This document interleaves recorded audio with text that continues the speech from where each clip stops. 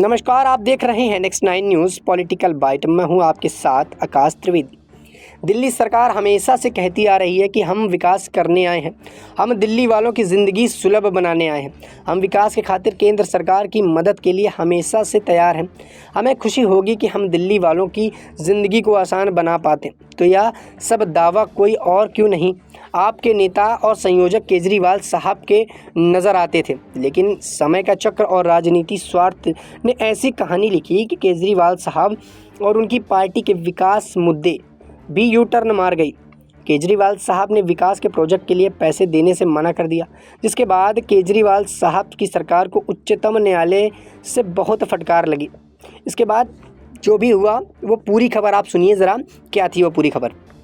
दिल्ली सरकार ने सोमवार को सुप्रीम कोर्ट से कहा है कि regional rapid transfer system project के लिए फंड देने में सक्षम नहीं है। इस जवाब से असंतुष्ट सुप्रीम कोर्ट ने दिल्ली सरकार से पूछा है कि हम 2 हफ्ते के भीतर बताएंगे कि अपने पिछले 3 सालों में विज्ञापनों पर कितना खर्चा किया। दिल्ली सरकार ने कहा है कि उनके पास फंड की कमी है और ऐसे में वह RRTS प्रोजेक्ट कंस्ट्रक्शंस के लिए पैसे नहीं दे सकती।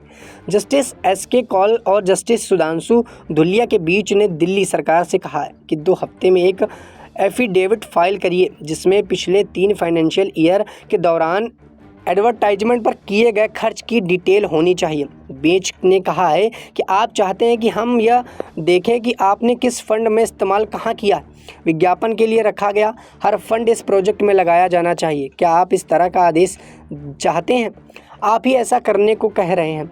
यह राष्ट्रीय महत्व वाला प्रोजेक्ट है। आप डिटेल्स फाइल कीजिए। RRTS प्रोजेक्ट के जरिए दिल्ली को राजस्थान और हरियाणा से जोड़ा जाना है। इसके तहत high speed computer based service railway दी जाएगी। रैपिड रीजनल ट्रांजिट सिस्टम के जरिए नॉन पिक टाइम्स में माल ढुलाई की योजना है। रैपिड रेल 180 किलोमीटर प्रति घंटा की रफ्तार से चलेगी। जब रैपिड एक्स में भीड़ कम रहेगी तब उसे कार्गो पहुंचाने में यूज किया जाएगा। यह सर्विस मेट्रो सर्विस से अलग होगी। मेट्रो की स्पीड कम और स्टॉपेज ज़्यादा होते हैं। RRTS की स्पीड ज़्यादा और स्टॉपेज कम होंगे।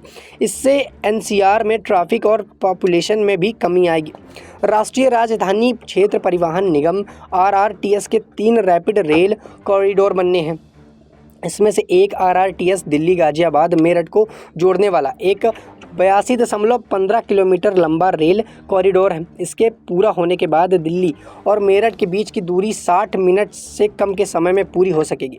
इस प्रोजेक्ट की अनुमति लागत $3,749 मिलियन होगी। फिलहाल के लिए इतना ही। देश दुनिया की तमाम खबरों से जुड़े रहने के लिए आप देखते रहिए नेक्स्ट 9 न्यूज़ पॉलिटिकल बाइट।